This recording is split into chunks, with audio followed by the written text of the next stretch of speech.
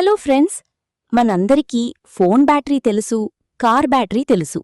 కానీ గాలితో పనిచేసే భూమి అంత పెద్ద బ్యాటరీ గురించి మీకు తెలుసా? వినడానికి వింతగా ఉన్నా ఇప్పుడు ప్రపంచవ్యాప్తంగా ఇదే ఒక హాట్ టాపిక్. అదే compressed air energy storage, CAES. ఇది ఎలా పనిచేస్తుందో ఒక సింపుల్ ఎగ్జాంపుల్తో చూద్దాం. దీన్ని చూడండి, ఇదొక సైకిల్ పంప్. మనం టైర్లో గాలి కొట్టినప్పుడు ఏం జరుగుతుంది? మనం ఫోర్స్ ఉపయోగిస్తాం, ఎనర్జీ ఇన్పుట్.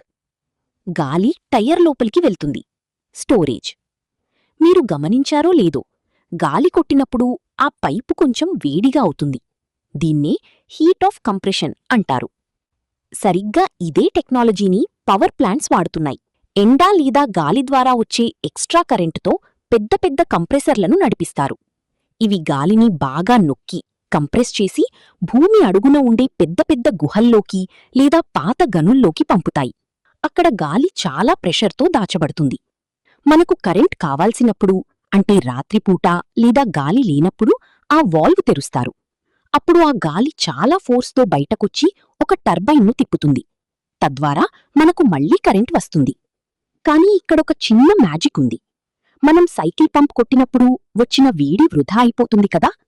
కానీ లేటెస్ట్ టెక్నాలజీ అడియాబాటిక్ CAESలో ఆ వేడిని కూడా ఒక ట్యాంక్లో దాచిపెడతారు. తిరిగి గాలిని బయటకు వదిలేటప్పుడు ఆ వేడిని మళ్లీ గాలికి ఇస్తారు. దీనివల్ల గాలి ఇంకా పవర్ఫుల్గా మారి ఎక్కువ కరెంట్ను జనరేట్ చేస్తుంది. ఆస్ట్రేలియాలోని సిల్వర్ సిటీ ప్రాజెక్ట్ లాంటి చోట్ల ఇప్పుడు ఇదే చేస్తున్నారు.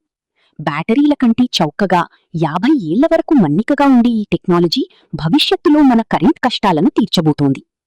ఈ వీడియో మీకు నచ్చితే లైక్ చేయండి. ఇలాంటి మరిన్ని టెక్నికల్ విషయాల కోసం సబ్స్క్రైబ్ చేసుకోండి. Thank you for watching.